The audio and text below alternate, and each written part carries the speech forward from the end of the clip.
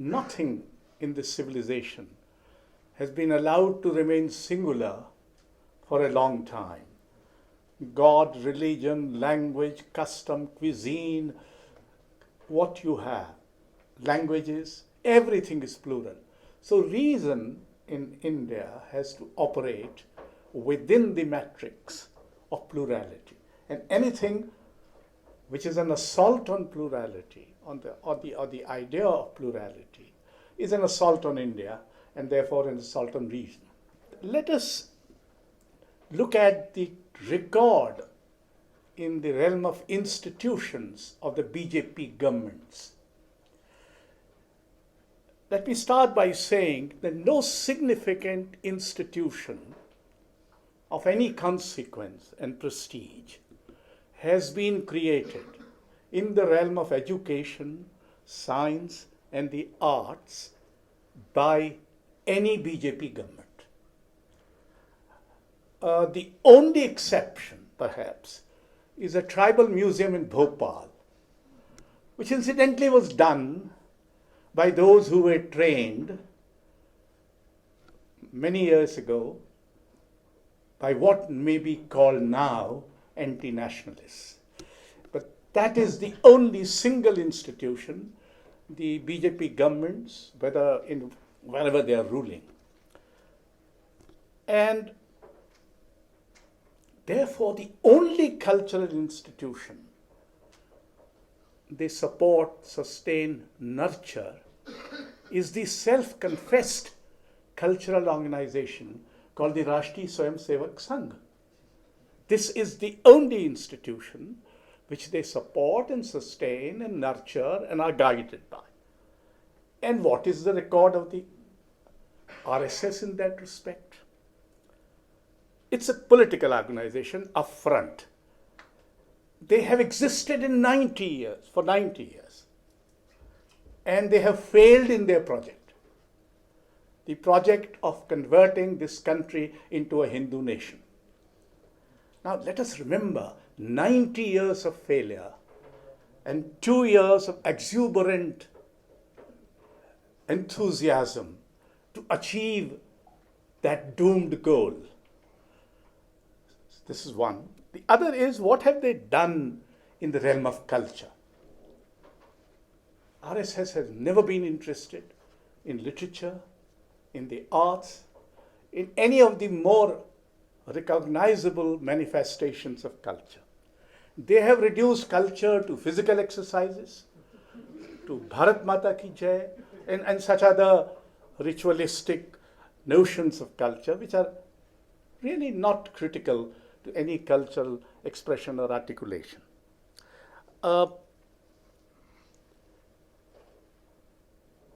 What you eat, what you don't eat, what you say, what don't say, etc. I think Zoya Hassan wrote an article in which he said, when the foreign minister said the Gita should be declared the national book, I wrote a piece in which I said that in Indian tradition, and purely Indian tradition, nothing to do with the Western intervention, in Indian tradition, you own a text only when you write a treatise on it. That's the only way the Indians. So, in the 20th century, there are 4 or 5 treatises on Gita by Tilak, by Sri Aurobindo, by Mahatma Gandhi, by Vinoba Bhave, by Radha Krishna. I asked, where is that scholar within the precincts of the RSS who has written a readable or legible or even debatable treatise on Gita? You see, it's very interesting that it is fine that you want that the leftist and the Marxist, with whom I had serious differences and quarrel all my life, you want to demolish them. But you can't demolish a Romila Thapar by a Dinanath Batra. Have a heart. I mean, you are being extremely foolish and stupid if you think you can do that. But this is what they keep on doing. And when they have absolutely nothing to do with contemporary creativity, except to ban it whenever they feel that something, dissonant or full of dissent is happening. In fact, when we did this interesting, spontaneous protest against intolerance, and 3 scholars and writers were shot, many writers joined us, but many did not. But no major writer opposed us, in no Indian language. 400 painters and artists and art critics, etc., joined us. More than 500 scientists joined us. And none of us has spoken to anybody. We are not, and we are called to be manufactured politics. On one of the TV channels, I was asked, don't you think that you are interfering in politics? I said, if politics is interfering in everything, from religion to food to cuisine to whatever, can't we sometimes intervene in politics? We are, after all, the same citizens of the same republic. Roads being renamed, is being found that so many institutions have been, public discourse itself has been brought to such a low level. I stopped going to these channels. सब आदमी खौखिया के एक दूसरे पे दौड़ रहे हैं. I mean, this is not a school debate. You're not allowed to say what you want to say. So even they ring me up and he said, no, I'm not coming, I'm not interested. In most of the time, they're discussing very trivial matters, which do not deserve to be debated at all. But this is what they keep on doing. So the level has come down. And then when you call anybody who disagrees with you anti-national, then, we cannot possibly.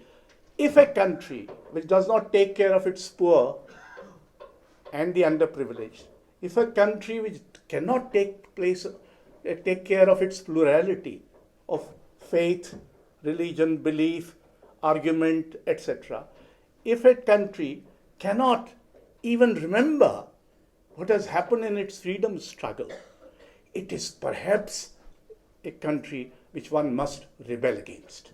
It is a country which must reject, because that is not our country. And it is not only a few persons, a few millions who have made it, it is the large number of people who have made it, who have differed with each other. Even our freedom struggle, and Mrs. Mukherjee and others who have looked at it more carefully would know. There were differences of opinion, ideological battles, and yet freedom was the goal, and therefore they came together and fought the battle. Now, if you cannot create institutions, you can do 2 things to existing institutions. One, devalue them, demean them, or destroy them. And I'll take 4 institutions. One, the first one was the ICCR. The ICCR has been responsible for projecting India, and India in all its plural complexity, its culture. Now you get a president who is a fine scholar, perhaps, although I have started having doubts about that. But that's a reaction. He gave an interview on the first page of the Indian Express and called Mr. Narendra Modi an avatar of God. The last avatar is yet to take place. It is supposed to be Kalki, according to Hindu tradition, and it has yet to take place, and he will come and destroy everything. I think that part may be true. Although I don't see the blue horse on which this warrior is riding. And he said that Modi knows the people of India better than Mahatma Gandhi. Now, no president appointed by previous governments had gone down to such a low level of sycophancy. The second is the National Book Trust. I ran into the gentleman who allegedly belongs to Madhya Pradesh, my home state. And I have worked there for 27 years as a civil servant. And I worked in the departments of public relations. I had never heard of this eminent journalist. Baldev Bhai is the name. And Baldev Bhai, in the program that we were together, I saw him for the first time, called me an institution by himself, etc. But Baldev Bhai's relationship with books is this. He wrote a biography of Savarkar. Now, Savarkar surely is a major figure and deserves a well-researched biography. But I don't know whether Baldev Bhai's book is that biography. But that's about all. He was a journalist and editor of Panchjanya, whatever, and now he becomes the chairman of National Book Trust, which position, incidentally, was earlier occupied by U.R. Anantamurthy, Sitakant Mahapatra, etc., who were not stooges of Congress by any stretch of imagination. The third one is Sangeet Natak Academy. There is this nice man. I mean, the world is destroyed by nice men, do you know? Not by bad men. Evil men destroy less. Nice man. His name, Shekhar Sen. He does mono acting and sings and goes around Surdas and Kabir and Tulsidas, etc. And he becomes chairman of the Sangeet Natak Academy, an academy which has been headed at one time by Narayan Menon, by Girish Karnad and such like. And the more recent is the Indira Gandhi National Center of Arts. And today the Minister of Culture has given an interview. I had accused him of cultural illiteracy during those days, when we were being said ke jute maro salon ko, you know, he said कि ये भी संस्कृति मंत्री हैं, इनको संस्कृति मंत्री करना व्यर्थ है. बहरहाल, it is headed by a senior journalist. That senior journalist, again, all his life, he worked in a Hindi newspaper which is known for its concerns and interest in literature and the arts until recently. And he worked there, and he never wrote a single line on any of the arts. There is a general ethos of fear. You have to be careful. I have been writing poetry for 60 odd years, a kind of a shameless dedication to this dismal art of verse making. And I had never felt that there might be your own fears, you know, fear of death, mortality, fear of whatever. But there has not been fear of somebody would interpret what I am writing and could go and call me anti-national and in fact go to the court. Let us not forget that M.F. Hussain, during the Congress regime, was driven to exile. And all the cases against him were done by the Hindutva outfit, without exception, all of them.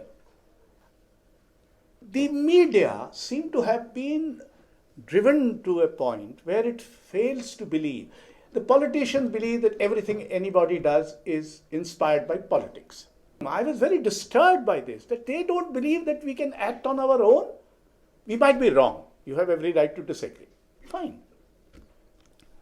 Now, there is a strange behavior that the BJP government in the center particularly has adopted.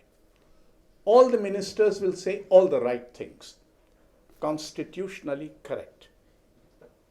So in favor of tolerance, in favor of plurality, and some of these statements are more importantly made outside the country, because the occasion for making these statements is more outside, where you have to put up a picture of India as very pluralistic and full of this, that, and the other. and keep quiet when these are flagrantly violated in the country. हमने तो कुछ नहीं किया. We didn't. I asked the Home Minister, whom I ran into. It's true that it took place in the regimes when you were not there. But now for 2 years, the Maharashtra High Court has pulled up the police that they have not been able to find so far anybody in the murder cases of both Dabholkar and Pansare. The liberal space is under assault. The liberal space has been under assault for a while. It is not as if it is happening now, but it has become now more severe assault. And somehow something has to be done, because if we cannot dialogue, dissent and debate, then ultimately we cannot create. We cannot imagine. The imagination of India is also under assault if these spaces are under assault. And I think two kinds of things seem to have to be done. A, Lohia had coined a very beautiful word, duties of despair. You have no hope of succeeding, and yet you raise your voice. We may not succeed. We may be democratically outvoted, etc.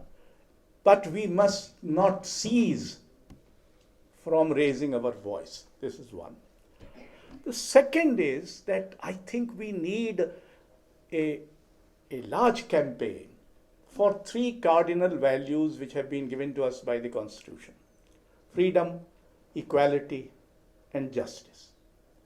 It is time that we should start a campaign. Let us not wait for others to do it. I was very happy when the JNU students and teachers came together and did this series of lectures. It was the right thing to do. This is how we should respond. And I think a campaign which should continue, because we are not going to succeed.